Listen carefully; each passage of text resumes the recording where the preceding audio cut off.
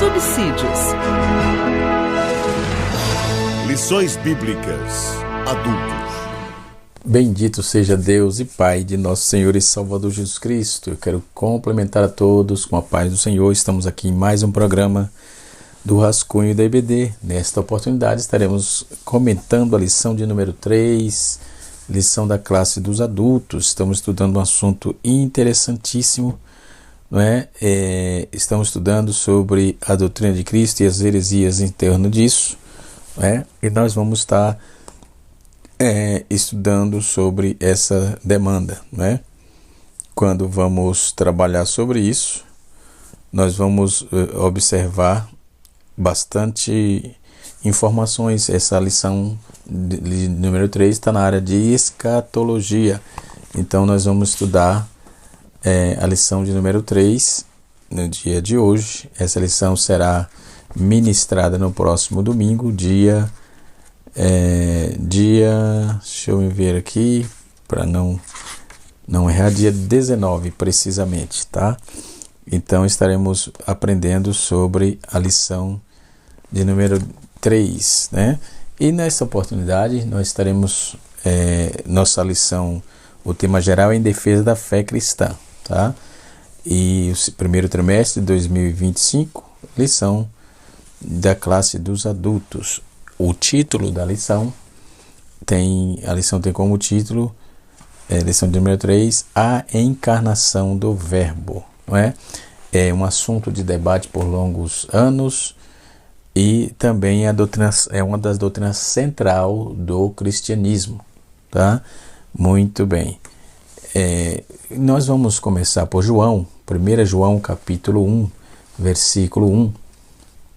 1 João capítulo 1, versículo de 1 a 3 está escrito: E o que era desde o princípio, e que vimos com nossos olhos, e que temos contemplado, e nossas mãos tocaram da palavra da vida, porque a vida foi manifesta a nós, e vimos e testificamos dela.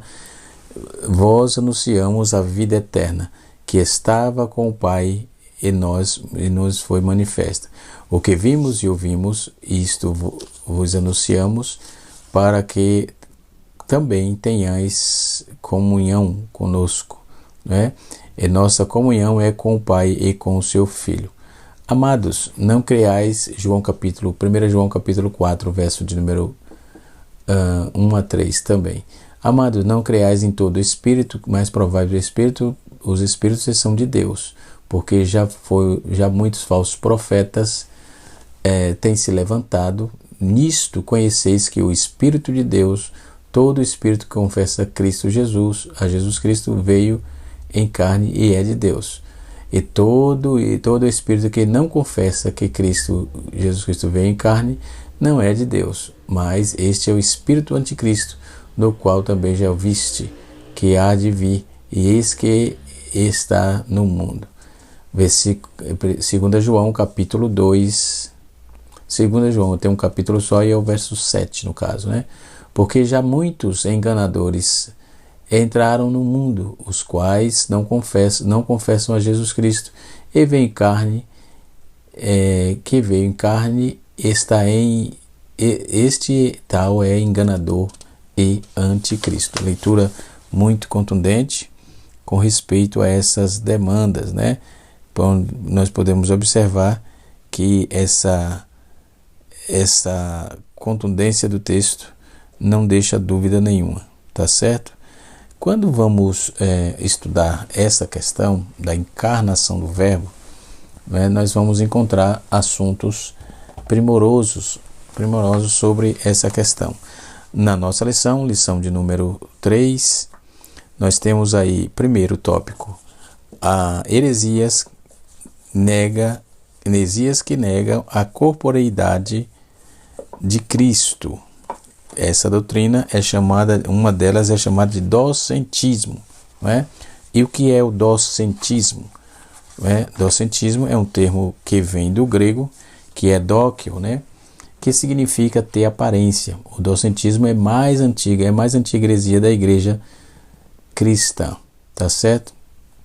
Nós temos aqui um livro sobre da CPAD, cadê teologia liberal? Deixa eu ver aqui. Que vai nos aclarar bastante desse tipo de anomalia, de heresias e etc. Ele está por aqui, não estou conseguindo achá-lo agora. Mas é um material interessante, né? É um livro novo, acabou de sair, não tem muito tempo que saiu essa obra, mas uma obra muito interessante. Eu já li essa obra toda e tirei algumas observações, tá certo? A encarnação do verbo, aí vem o docentismo, conforme eu já disse. O docentismo é a mais antiga heresia da história da igreja, né? Nós vamos encontrar bastante contexto conflitante, porque para trabalhar muito isso, a gente tem que trabalhar esse material interessantíssimo da editora Paulinas, ou da Paulus, aliás, né? Tem outros materiais aqui, mas eu gosto bastante desse, ele é muito contundente. Esse aqui também é um material interessante para que você adquira, né? Se você quer conhecer mais sobre essas doutrinas, entendendo as religiões seculares, né? O Manual de Religião de Hoje, de Josh McDowell e Don Stewart, né? São apologistas, e um dos maiores que temos. Também esse material aqui é interessante para você entender as religiões nos tempos de Jesus, né? O que cria e em quem cria, e assim sucessivamente. Então, o docentismo, conforme nós já vimos aqui, consiste em negar que Jesus tivesse um tipo de corpo físico humano. Sua humanidade era simplesmente uma aparência, como um fantasma. Olha que absurdo, não é?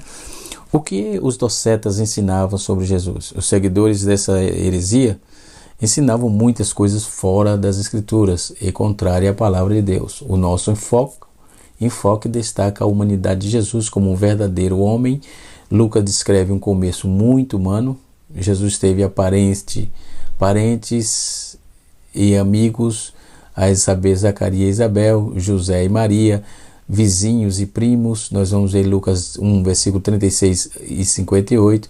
Teve pastores, capítulo 2, versículo 8 de Lucas, Simeão, Ana, né, que estão ligados a essas questões. Então, sem contar o relato sagrado de uma infância que enfoca um desenvolvimento físico e intelectual de Jesus, né? Dentro da teologia sistemática, nós quero apresentar um livro que, inclusive, o comentarista bebeu dessa fonte, né, quando ele usa esse material aqui, né? Esse material aqui, quero mandar uma saudação de paz aqui para o irmão Agemiro, né? Tem muitos anos que eu não vejo, quando congregávamos juntos no setor 11, então o pastor setorial era o pastor José Luiz de França, já de saudosa memória, né? Lá no setor 11, setor de São Mateus, em especial na congregação do Jardim Marilu. Saudação de paz ao nobre Agemiro, se esse vídeo chegar ao seu alcance, tá certo? Tem também o irmão Josué, que era o co-pastor daquela igreja, né? Gente muito boa, homem de Deus, né? E assim sucessivamente. Vamos dar continuidade aqui, tá certo? Quero externar aqui a minha gratidão a todos os irmãos, né, que fazem parte desse canal, que são inscritos nesse canal. Se você está passando aqui pela primeira vez e ainda não é inscrito, quiser gostar do conteúdo e quiser se inscrever, fique inteiramente à vontade. Se inscreva, compartilhe, para que possamos desenvolver melhor o nosso canal e levar avante, levar mais longe a palavra de Deus, né? Então, quando vamos trabalhar essa proposta, nós vamos ver que essa questão do corpo de Cristo, né? Nós vamos ver que são razões sobejas para lidarmos com essa questão, tá certo? Quando João trabalha, no princípio era o verbo era Deus, e o verbo estava com Deus, né? Nós vamos ver A palavra verbo quer dizer logos. Então, no princípio era a palavra era Deus, a palavra estava com Deus e a palavra era Deus, né? Outro termo que podemos observar também, que é usada por João, quando ele fala sobre habitou, a palavra habitou é esquecem, esquenose, aliás, esquenose, que quer dizer tabernaculou, habitou, né?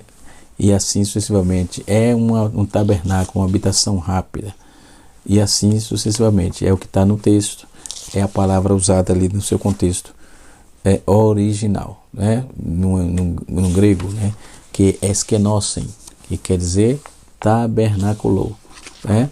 Então podemos observar que dentro dessa obra magnífica de Cristo, sobre essa obra salvífica, né, da graça, da misericórdia e dos cuidados para com os homens, que mesmo em pecado ele achou por graça, por misericórdia em salvar.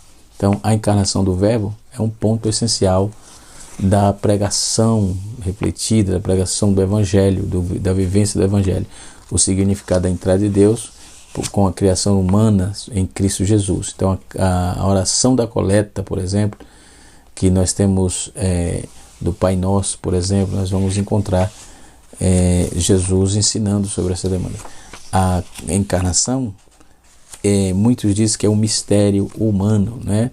Então coloca a importância do ministério do Verbo encarnado com um esclarecimento do ministério em relação ao homem, né? A Adão ou Adam, né? E assim vamos nós. Quando vamos trabalhar sobre o Senhor Jesus Cristo, nós vamos observar que essas questões da encarnação do Verbo, ela é muito viva, não é? Muito viva dentro do cristianismo, dentro daqueles que o aceitaram a Cristo e querem servir a Cristo de fato e de direito. Porque quando vamos trabalhar aqui em João, no Logos, por exemplo, está escrito assim: apresenta Cristo mediante ao termo grego logos, que significa palavra, demonstração, mensagem de declaração ou ato de falar, né? Oscar Cullmann, que trabalha dentro de uma cristologia também muito interessante, ele aponta a importância de se conhecer que João 1 logo tem um significado específico e é descrito como hipostasis, ou seja, união hipostática, né?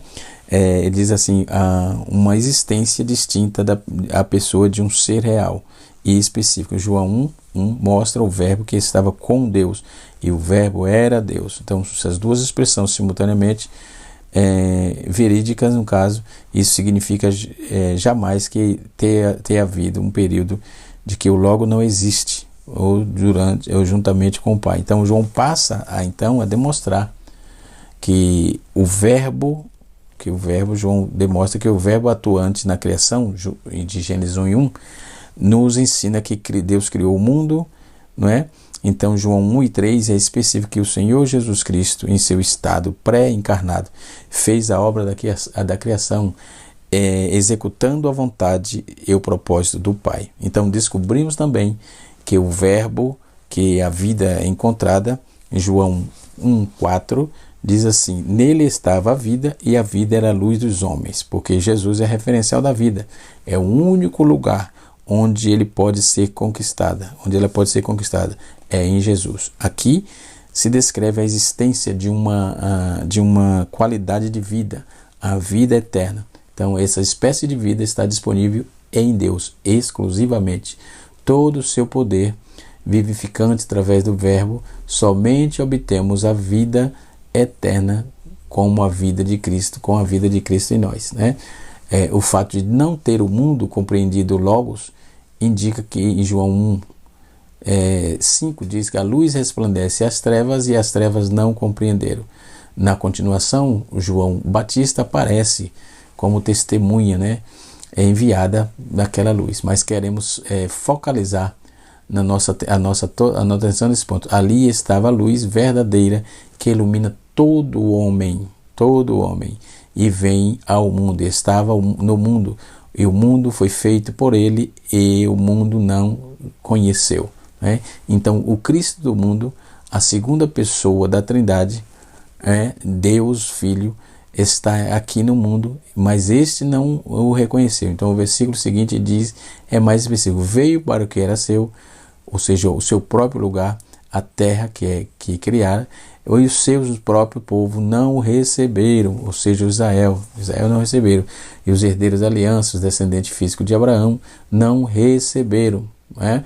Então esse tema é destaque e percorre por todo o evangelho joanino, né? O evangelho de Jesus que João escreveu. A rejeição de Jesus, quando Jesus pregava, alguns judeus zombavam, né? E assim sucessivamente. Então, quando vamos trabalhar Jesus, Filho do Homem, vamos trabalhar toda essa proposta da questão teológica sobre a encarnação do Verbo. O docentismo, os docentistas, eles ensinavam aos seus seguidores que a Escritura era contrária à palavra de Deus, né? O nosso enfoque destaca a humanidade de Jesus como o verdadeiro homem. Lucas descreve isso sem contar o relato sagrado de sua infância, e enfoca aí o seu desenvolvimento físico, intelectual e espiritual, né? O que os principais docetas diziam, né, sobre Jesus. 3 dos principais aristocratas, heresiarcas no caso, negavam Jesus, que tivesse vindo em carne. Cerinto negava o nascimento virginal de Jesus Cristo e ensinava o docentismo. Ele foi contemporâneo do apóstolo João em Éfeso, né? E Sartunino, o principal representante do gnosticismo sírio, também ensinava que Jesus não nasceu, mas não teve forma e nem corpo, foi simplesmente visto de forma humana em mera aparência. Marcião é outro heresiarca que pregava aí que ser Cristo verdadeiro humano, mas quanto ao seu corpo não se sabe. Na opinião dele, era apenas uma aparência ou uma substância etérea. No entanto, a Bíblia declara de maneira muito direta que Jesus nasceu, mencionando até o lugar, em Belém da Judéia, a época do reinado de César Augusto, imperador romano. E a Bíblia também fala também do corpo físico de Jesus, em João capítulo 2, versículo número 21. O tópico de número 2 nos aponta a afirmação apostólica da corporeidade de Jesus. Nós temos as heresias, que eu já trouxe aqui, e as afirmações que apontam, né, para a corporeidade de Jesus. Então não tem muito para onde os hereges correr, porque ele está literalmente intrínseca nos textos bíblicos sacrossantos da palavra de Deus, tá certo? Vamos dando sequência, não é? Então, o tópico de número 2, ele nos fala sobre a afirmação apostólica da corporeidade de Jesus, né? E, por que não dizer, nós temos também o que desde o princípio, o texto diz João 1:1, né? Fala que desde o princípio. Então, quando vamos observar desde o princípio, podemos ver de verdade de pronto, né? Observa que o Evangelho de Mateus, o Evangelho de Marcos, Lucas, as denominações do Evangelho sinótico apresentam Jesus ressaltando os seus aspectos humanos, ao passo que João reforça o aspecto divino, não é? Então, quando vamos observar toda essa questão, nós vamos ver que a expectativa de Jesus trabalhar na vida dos homens acontece quando ele é encarnado. Então, os 3 evangelhos põem Jesus de forma exteriormente, ao passo que João revela interiormente. Pode-se dizer que o evangelho de João é uma interpretação de Jesus. A expressão o que era desde o princípio é uma reiteração daquilo que o apóstolo afirma na introdução do evangelho, que leva o seu nome. No princípio era o Verbo, e o Verbo era Deus, né? Isso significa que o Verbo já existia, mesmo antes da criação, né? Mas João nunca perde de vista o Verbo se fez carne, né? E nem se contenta apenas com isso, mas também apresenta-lhes detalhes importantes, né, para que possamos observar isso aí. Aí tem a reafirmação apostólica, o apóstolo reitera e afirma de introdução do Evangelho: o que vimos nossos olhos e o que temos contemplado, as nossas mãos tocaram na palavra da vida. Isto pode parecer até uma redundância, mas vimos com os olhos, mas o propósito aqui é mostrar, não com muita ênfase, sem deixar dúvida nenhuma, sem deixar dúvida alguma, que o Senhor Jesus veio em carne ao mundo, né? Então teve corpo, sim, e assim sucessivamente. Então, quando vamos observar dentro dessa cristologia bíblica, obviamente, nós vamos observar que essa questão da graça de Cristo, da humanidade de Cristo, ela é muito clara com respeito a isso, né? Então, quando vamos ver aqui, por exemplo, ele era sujeito às leis naturais, Jesus possuía todas as características do ser humano, a educação de Jesus também trabalha, a integridade de Jesus, a contribuição da natureza divina, nós vamos ver que a consciência da inocência. Então, quando vamos trabalhar essa questão da natureza humana de Cristo, ou seja, a corporeidade de Cristo, nós vamos encontrar o Cristo trabalhando dentro de uma perspectiva salvífica para libertar a humanidade, para libertar o homem, não é? Então, essa distinção das duas naturezas entre Jesus, que ocorre no meio do seu nascimento. Jesus nasceu de uma mulher, Gálatas 4, verso 4. Porém, a sua concepção ocorreu por obra e graça do Espírito Santo, Mateus 1, versículo 18. Seu nascimento é o único da história, essa singularidade que tem causado indagação, dúvidas e controvérsia, resultando na aceitação pela fé, para alguns na recusa da incredulidade, para outros porque não há um só mediador entre Deus e os homens, e Jesus Cristo homem. Na cristologia paulina, nós vamos encontra-se a resposta necessária que resolveria aí a questão daqueles que opinam sobre a divindade e a humanidade de Cristo, né? Então nós vamos ver que a genealogia de Jesus é apresentada por Mateus. Jesus é descendente de Davi. Porém, na genealogia apresentada por Lucas, Jesus é descendente de Adão. Assim como todos os homens, o próprio Jesus referiu-se a si mesmo como homem. Mas agora procurarei matar a mim, homem que tenho visto de verdade, né? Então isto é um fator interessante, e nesse segundo tópico nós temos aí o que era desde o princípio. Então o evangelho que Mateus apresenta, Lucas apresenta, Marcos apresenta, chamado de evangelho sinótico, nós vamos observar aí que era desde o princípio, ou seja, uma reiteração daquilo que o apóstolo afirmava na introdução do seu evangelho, que leva o seu nome, né? No princípio era o verbo. Isso significa que já existia antes mesmo da criação, mas João nunca perde de vista o verbo que se fez carne, né? Não se contenta apenas com isso, mas apresenta aí detalhes importantes sobre essa questão, tá certo?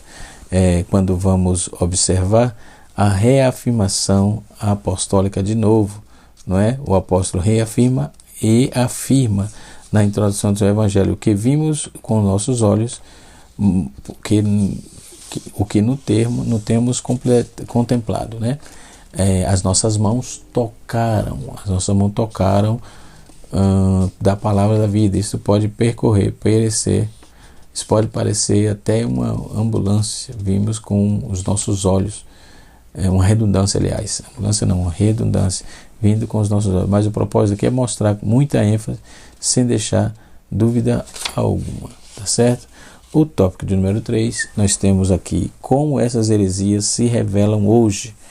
Quanto ao nascimento virginal, há movimentos que negam o nascimento virginal de Cristo, como os mormons, a Igreja da Unificação, e ensinam que ele não foi gerado pelo Espírito Santo, mas nega a concepção, né, o nascimento virginal de Cristo.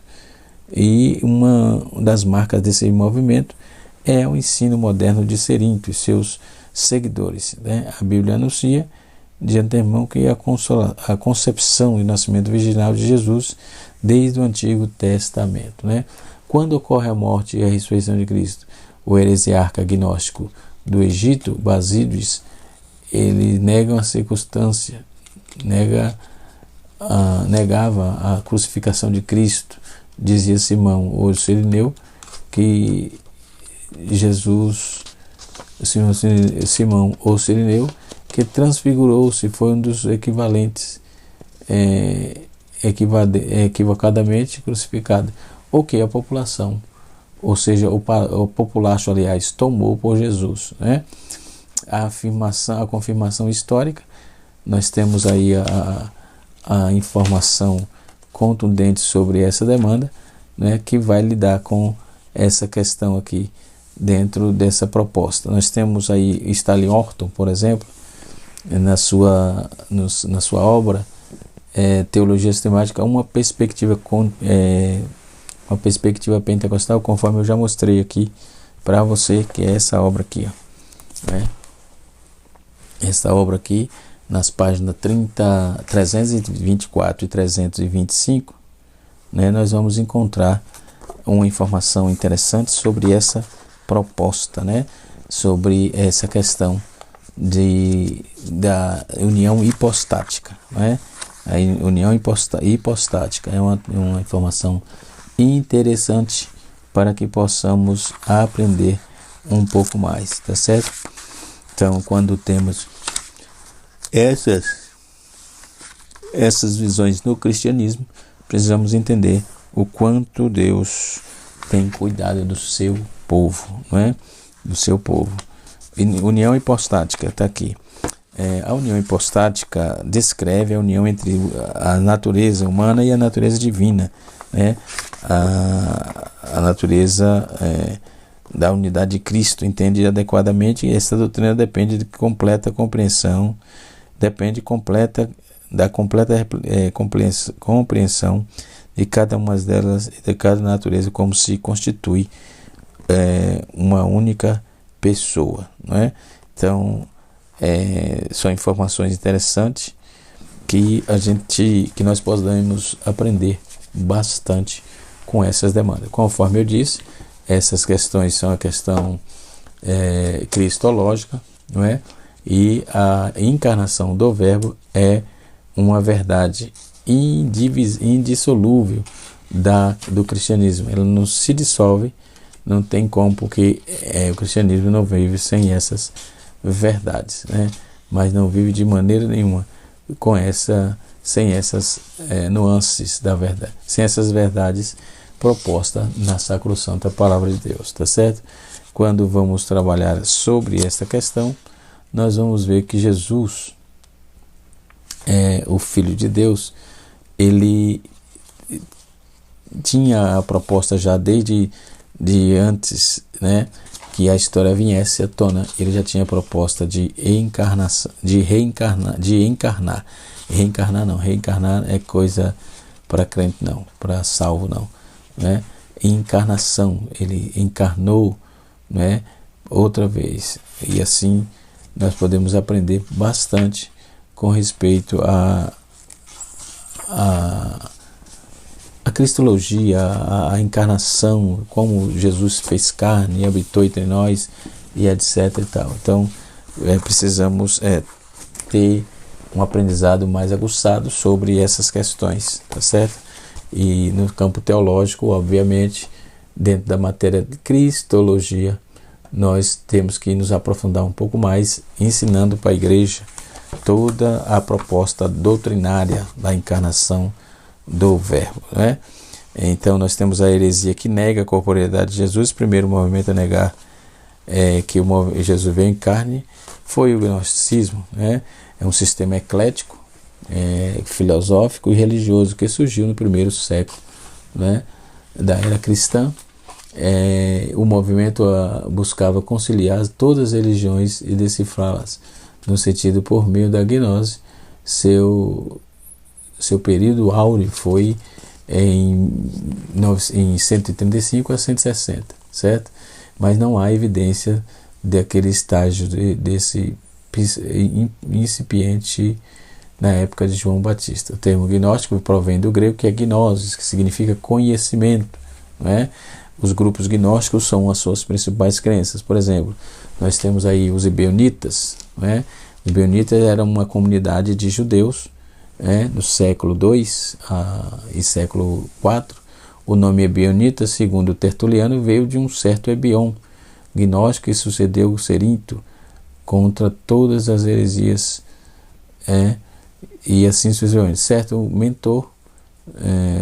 mentor dos judaizantes, mas Eusébio de Cesareia afirma que o seu nome veio por causa da manifestação da pobreza do seu intelecto. História Eclesiástica, um livro de número 3. A palavra hebraica para Ebion, o que quer dizer pobre, pregava a pobreza com base em Mateus 5:3, com base nessa, segundo Irineu de Leão, um dos pais da igreja, os ebionitas acerca do Senhor pensavam da mesma maneira de que Cirinto, certo?